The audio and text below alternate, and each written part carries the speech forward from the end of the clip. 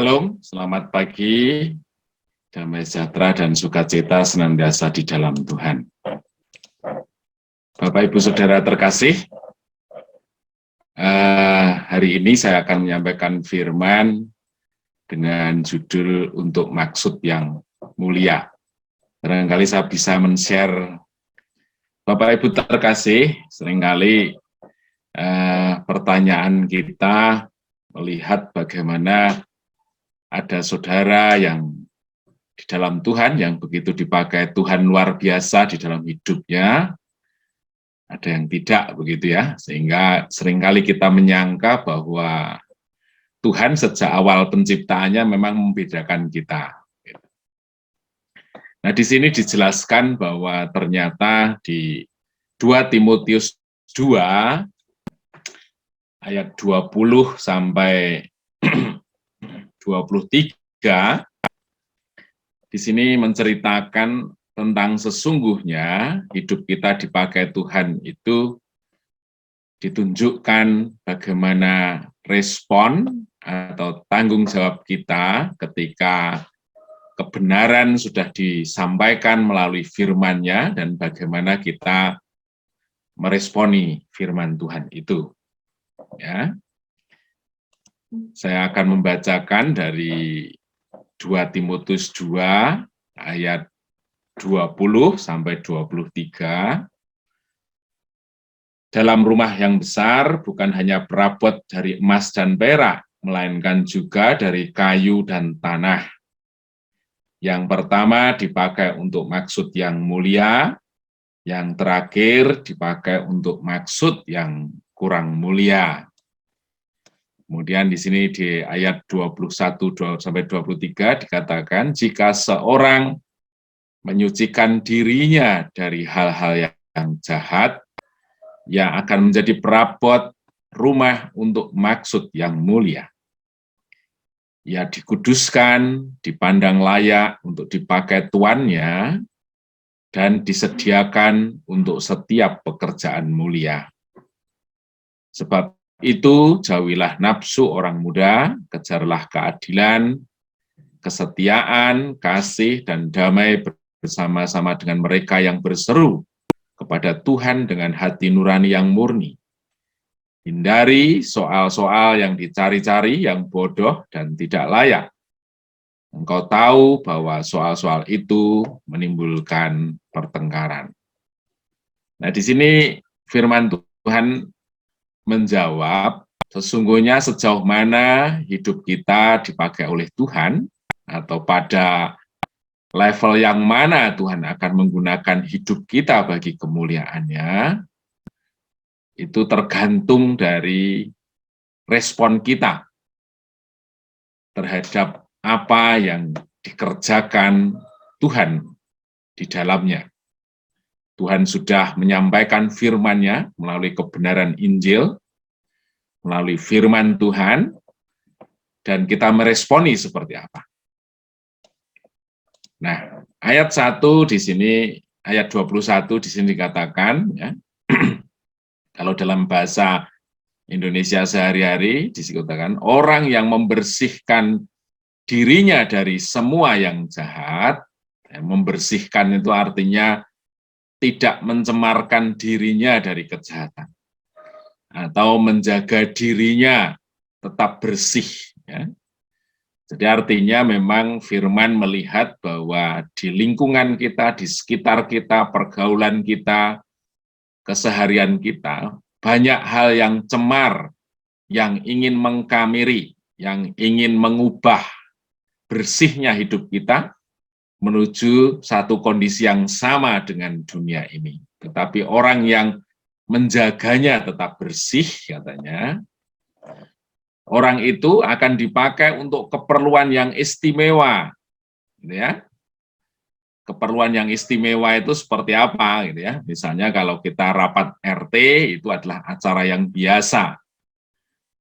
Maka kita akan menampilkan barangkali suguhannya maupun perangkat yang digunakan, perangkatan yang biasa, tetapi untuk pesta pernikahan anak kita barangkali itu sesuatu yang istimewa. Pesta itu dihadiri oleh banyak orang. Nah, demikian juga orang yang membersihkan dirinya dari hal yang jahat, katanya, Tuhan akan mempromosikan kita pada level yang dia pamerkan kepada banyak orang.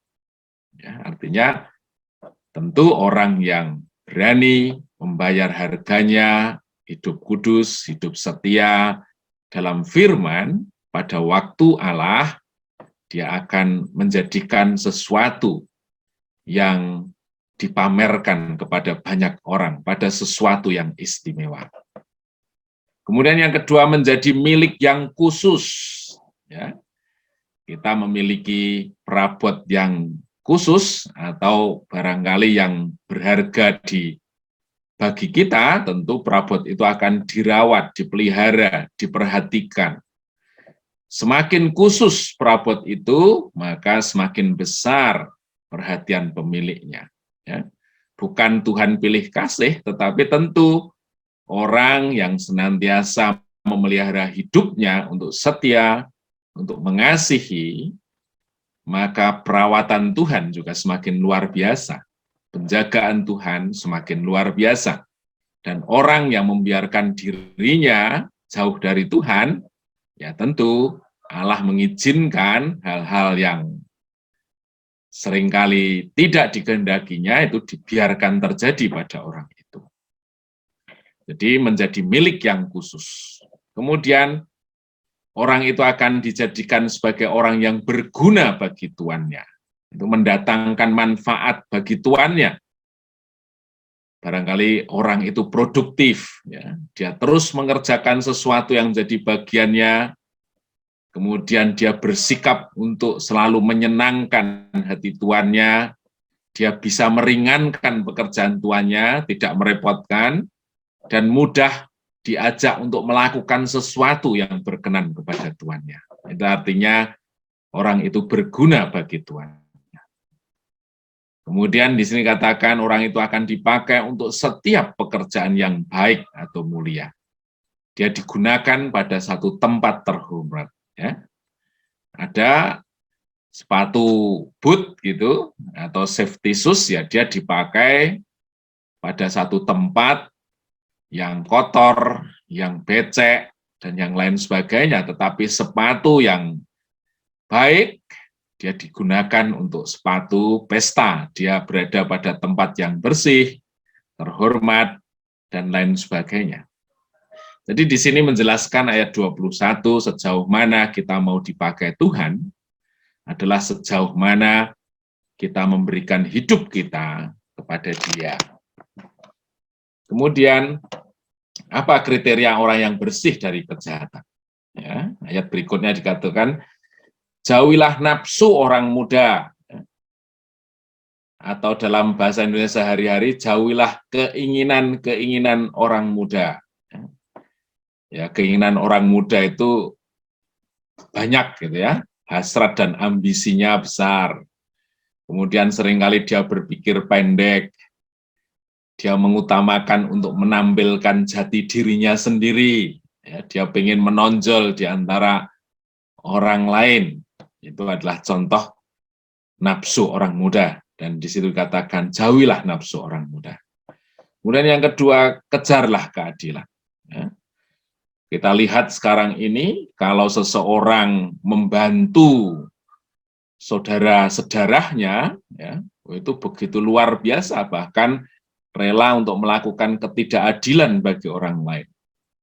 Demi sanak saudaranya, demi anaknya, dia rela melakukan hal-hal yang sesungguhnya menyimpang dari kebenaran. Ya, padahal firman Tuhan katakan, barang siapa mengasihi ayah ibunya jauh melebihi aku, maka dia tidak layak bagiku. Artinya kita harus melihat satu sisi objektif Allah. Hidup kita sesungguhnya menjadi berkat bagi ciptaan yang lain. Bukan hanya dibatasi oleh golongan darah kita, tetapi kita harus bersikap berkeadilan, kasih bagi banyak orang. Nah.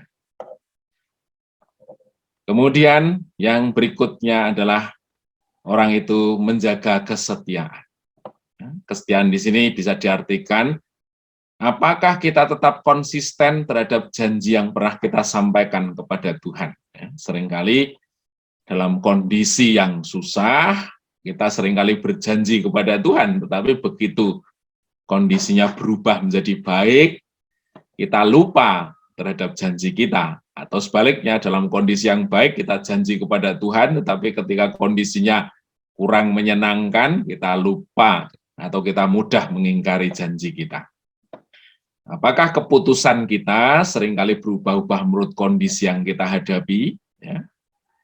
Apakah kita tetap berpegang pada janji Tuhan pada kondisi apapun?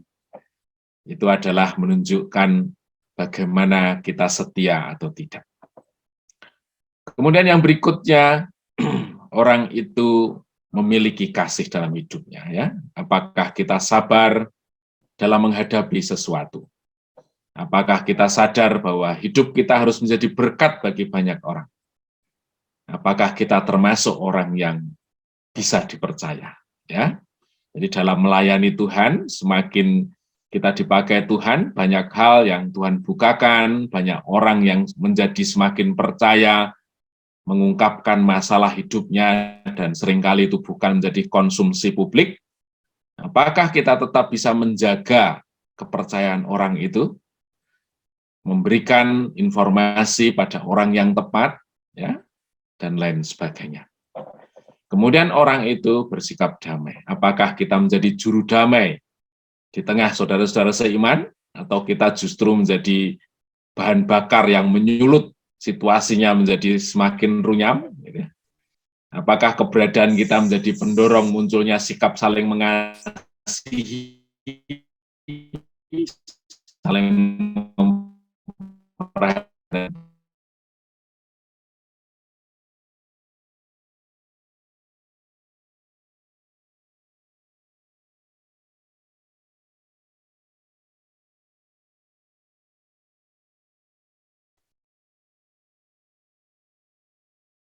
kita melihat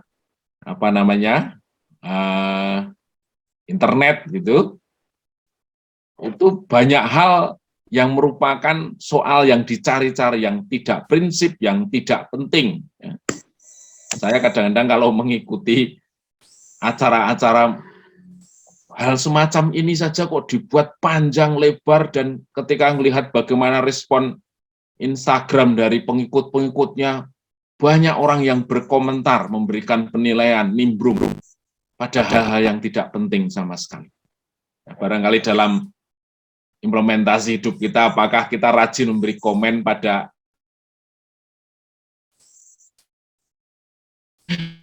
banyak orang yang setia memberikan komen, aduh, sering mendengar acara-acara gosip, memberikan respon yang berlebihan terhadap komentar politisi, menilai negara kita menurut cara pandang kita yang berlebihan. Itu sesuatu yang bisa menjebak kita untuk hidup kita diisi oleh perkara-perkara yang dicari-cari.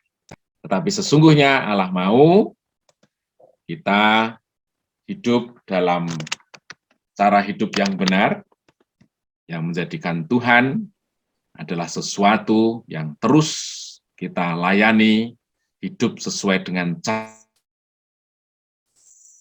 sesungguhnya hidup menjadi alat kemuliaan.